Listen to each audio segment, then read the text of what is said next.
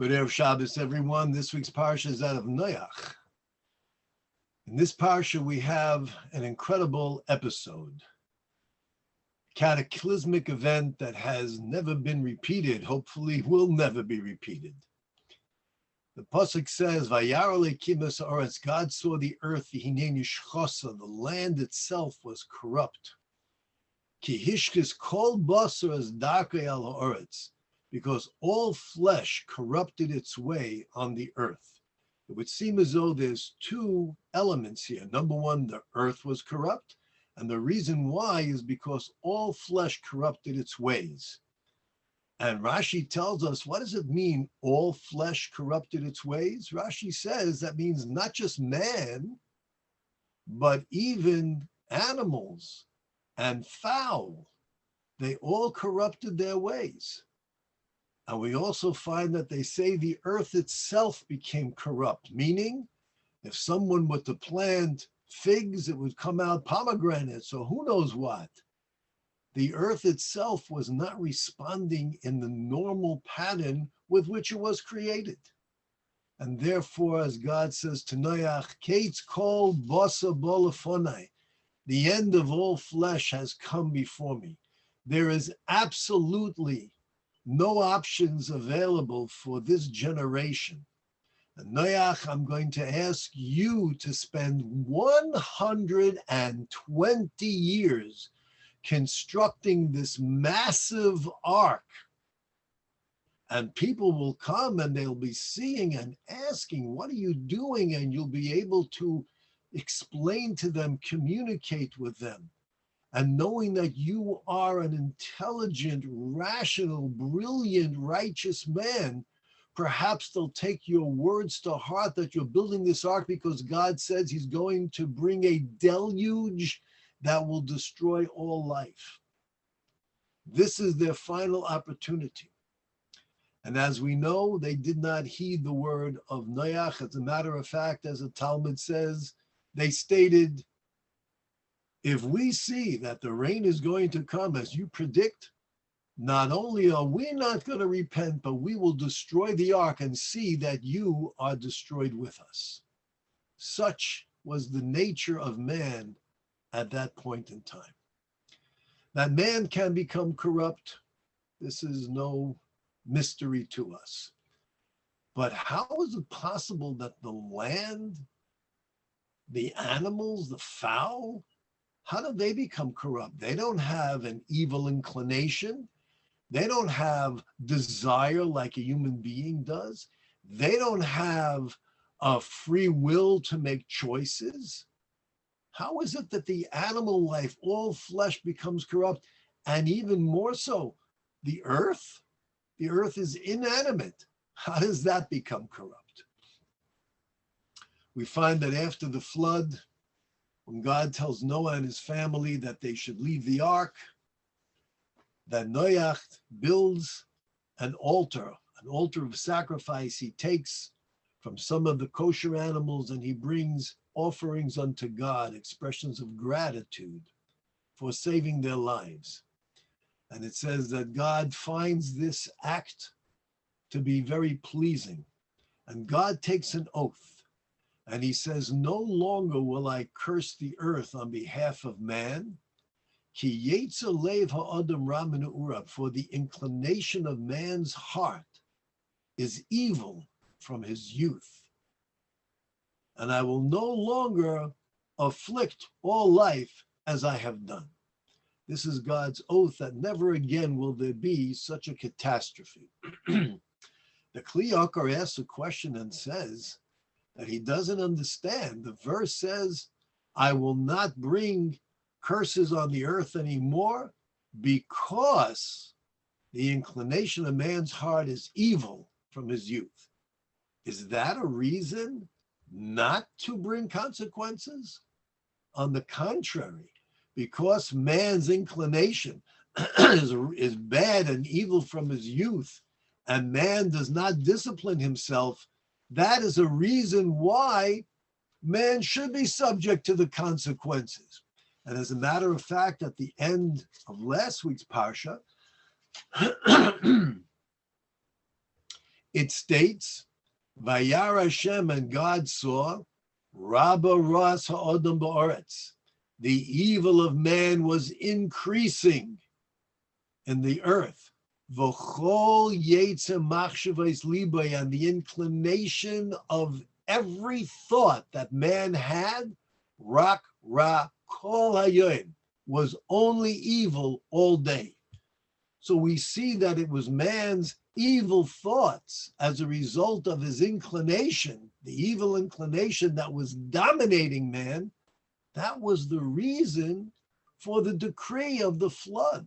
So what does it mean that God is saying, I will not bring such a catastrophe again, such consequences, because man's inclination is evil from his youth? How do we understand that? Rabbi Lapian, Zechrono Livracha, he says there was a hospital in Europe, and people went into this hospital, and their illness would be addressed, and their illness would be cured, but they all got sick, and they couldn't understand why were they getting sick. Well, they were staying in the hospital sometimes for weeks on end, but they don't understand. The hospital was purified. The hospital was washed down. The hospital was, they took care of it. It was as clean as one could ever hope for. Why were they getting sick? What was the source of this disease? And they finally brought in some experts, and they said that there were microbes embedded in the walls of the hospital. And as these people would remain in their rooms day and night, and they would breathe, these microbes, they would fill the air and they would penetrate their lungs. And that's what brought the illness. And the only way they could remedy this problem was to tear down the walls of this hospital, and they had to rebuild it. This, Rabbi Lapian says, is really what happened during the generation of the flood. Man's actions are such that it's not just if we make a poor decision that, well, okay, I can do better and whatever. The decisions and the actions that we take, the words that we say, and even the thoughts that we think have an impact. They permeate the walls around us, the air, the atmosphere, and even the earth itself. And when man's actions and thoughts are so corrupt and so evil, as it says at the end of Bereshis, that every thought that man had was exclusively evil. It was designed exclusively for the sole purpose of how can I satisfy my personal desires and passions, without consideration of God, of being righteous, or of another human being's feelings. Man was consumed with the gratification of his own lustful desires. And this was virtually of almost the entire world's population, with the exception of the few righteous, to the degree that these thoughts, words, and actions created the bacteria, the spiritual bacteria that permeated and became embedded, not just in the atmosphere, that it was airborne. It became embedded in the earth. And it became embedded within animal life and the fowl, who would feed off the earth, to the degree that it affected their behavior too. This is what took place in this generation of the flood. And the Kli Yakar explains and says that there was a difference, as our sages teach us, prior to the flood and after the flood. We know prior to the flood, man was living 700, 800, 900 years. After the flood, life began to diminish greatly. Before the flood, mankind were all vegetarians. After the flood, God says, now you can eat meat. There were major changes in the very atmosphere, changes in our climate, changes in the earth itself, maybe even certain changes in the constitution of man's nature. Prior to the flood, every thought that man had from his youth till the day he died in his late years were evil and lustful. But after the flood, the Kli Yakar explains there was a change. And that is, man's inclination is evil from his youth. From his youth, it says, to indicate that as man matures, and especially as we reach the older years, then the domination and the hold that the evil inclination has diminishes greatly. We lose some of the lustful distractions that controlled and dominated us during our youthful years, but rather we're able to see with a new perspective and have a greater understanding and a recognition of our relationship with our Creator. That is why God says, now after the flood, I will no longer bring such consequences upon man, because man's evil inclination, yes, it might dominate him, but only in his youth. And therefore, as he ages and has the opportunity to mature and develop and allow the spirituality of his soul to surface and help him find his way, therefore it is not necessary to bring such tragedy and catastrophe upon man. That's the difference from prior to the flood to after the flood. Before the flood, man would first be a slave to his passions, and he would run after that which his heart desired and lusted for. And perhaps at first it was met with criticism.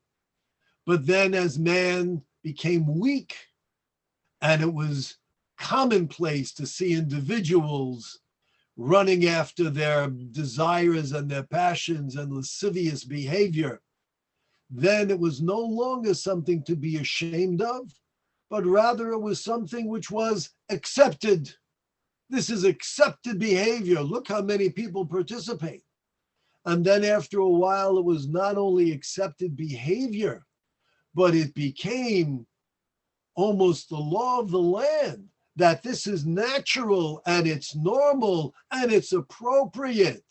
And as long as you have consenting adults, or if they're not consenting or who knows what, this is absolutely fine. And this is what we should support. And then to go even further, not only did it become law of the land, but those few righteous who would speak out against it were shunned and banned and ridiculed and criticized, until their words fell not only on deaf ears, but they themselves were in jeopardy of being ostracized because of their position and their religious fervor and clinging unto God. This is what took place prior to the flood. And this is why even 120 years of seeing the righteous Noach build the ark, and even after the waters started to rain down, man was not moved. That's how corrupt they became, that it permeated every breath they took. It permeated their lungs, their heart, their mind, that of the animals, the fowl, the insects, even the earth itself. That was prior to the flood. After the flood, there is a difference. But the greatest difference is that we have an opportunity to remove this bacteria that's embedded within the walls of our atmosphere. Well, how do we do that? What's the method? How do we cleanse? What can we do? Lock ourselves up, go to synagogue every day, and that's it? Home to shul, shul to home, and that's the end of it? It's hard to live like that when we have to function as social creatures. We have to go to work. We have to earn a living. God gave us his Torah. And with his Torah and Torah study and the performance of mitzvahs, we bring Kedusha. Kedusha is not just, oh, it's holy, it's nice. Kedusha is the antidote. It is the bleach. It is what removes the bacteria, the stench.